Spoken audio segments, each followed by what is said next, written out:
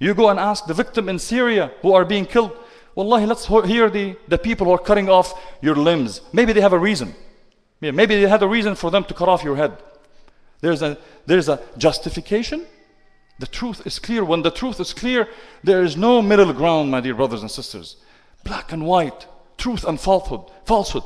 We know where we stand, and we do it wisely, courageously, with faith, collectively. The Prophet ﷺ said a beautiful hadith in which he said, لا يقفن أحدكم موقفا يقتل فيه رجل ظلما فإن اللعنة تنزل على من حضر حين لم يدفعوا عنه ولا يقفن أحدكم موقفا يضرب فيه رجل ظلما فإن اللعنة تنزل على من حضره حين لم يدافع عنه. Basically, the Prophet ﷺ said, let none of you be in a position where they witness someone being killed or being beaten up unjustly and then ignore them. I didn't see anything, none of my business. Because then Allah's curse will befall on you. Hadith of the Prophet ﷺ, رواه الطبراني بإسناد حسن. This is hadith Hasan, a sound hadith. Well, the Prophet ﷺ is saying, if you witness injustice, if you witness someone being killed or beaten up, by the way, you don't have to witness it in person. You can read the newspaper and know what is happening in Kashmir, and know what is happening in Afghanistan, and know what is happening in Pakistan, and know what is happening in Iraq, and know what is happening in Palestine, and know what is happening in Syria. You are witnessing, I am witnessing, you are witnessing. These eyes on the day of judgment are going to testify against you and me. Your eyes on the day of judgment are going to testify. Allah will make them speak on the day of judgment. Say, oh Allah, I saw the injustice. I saw that someone was being killed or beaten up unjustly, but they didn't do anything. May Allah protect us from that day. My dear brothers and sisters, the challenges for us are many.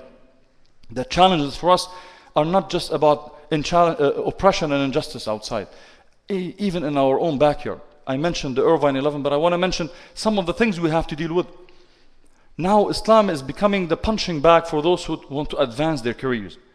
Just last couple of weeks, we had 2 members of city councils, one in Orange and one in San Juan Capistrano, engaged in anti-Muslim rhetoric. The councilman from the city of Orange said on 9/11's anniversary, he wrote on his Facebook, it was 10 years ago today that most Americans learned firsthand of the teachings of Islam and the Quran, being filled with messages of peace, as they killed thousands of our fellow Americans. Basically, he's blaming Islam and the Quran for the 9/11 terrorist attacks. Then we have, a week after that, a councilman from the city of San Juan Capistrano. So the first one was Councilman John Dimitro from Orange. This one is Congressman Derek Reed, where he announced in the city council meeting. He said, in order to teach his kids the value of freedom of speech, he decided to name his dog Muhammad. Wal-'iyadhu billah. Think of this insult. Wallah, the first thing that came to my mind, how about you teach your kids some civility and respect? Is that the first thing you want to teach your kids, freedom of speech? That I can go and insult any religion because I can do it? I can do a lot of things. You can do a lot of things, but we don't do it. You know, I can spit at your car. I can insult you. I can cuss at you now. I don't do it because I have self-respect. You don't do it because you have self-respect. Unfortunately, some people lack self-respect. What we have ahead of us is a lot of work that needs to be done, my dear brothers and sisters. And I urge you, inshallah, to recommit yourself to educating about Islam. Educating yourself about it so we can defend it. Build in some courage.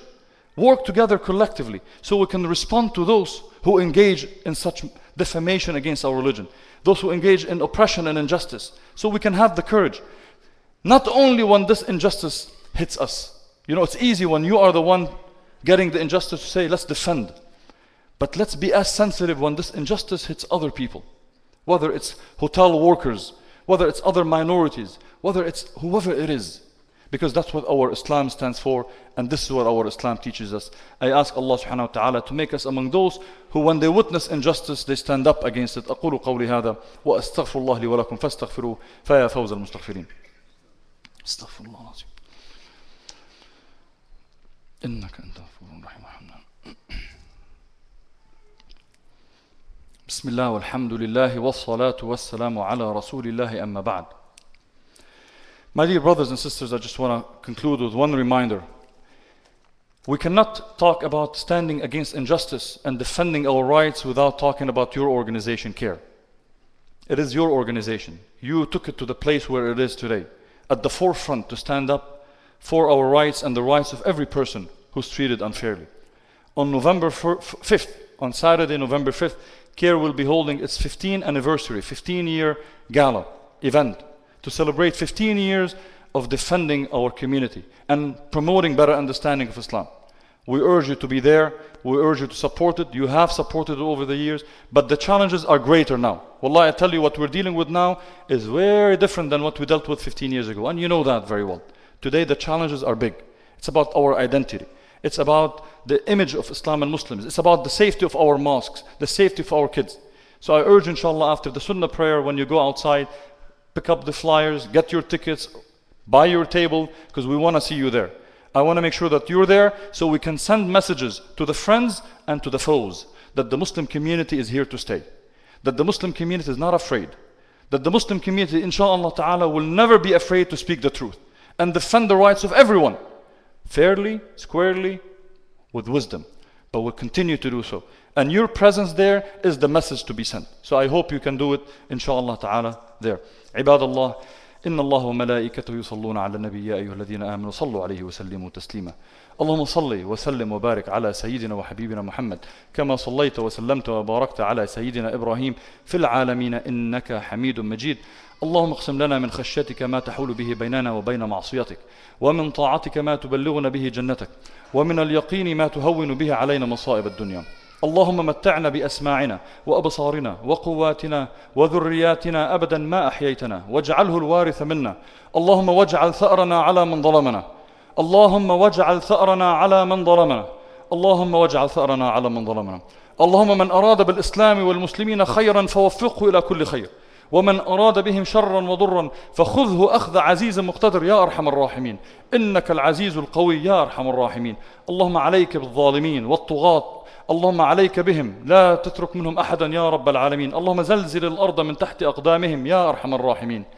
اللهم ارفع البلاء عن إخواننا في كل مكان اللهم ارفعه عن إخواننا في أفغانستان وفي كشمير وفي فلسطين وفي العراق وفي باكستان وفي ليبيا وسوريا واليمن وتونس ومصر وفي كل مكان يظلم فيه المسلمين اللهم ارفع البلاء عن إخواننا في الصومال وفي كل مكان يا أرحم الراحمين اللهم انصرهم بنصرك المؤزر يا أرحم الراحمين يا قوي يا عزيز عباد الله إن الله يأمر بالعدل والإحسان وإيتاء ذي القربى وينهى عن الفحشاء والمنكر والبغي يعظكم لعلكم تذكرون اذكروا الله يذكركم واشكروه على نعمه يزدكم وأقم الصلاة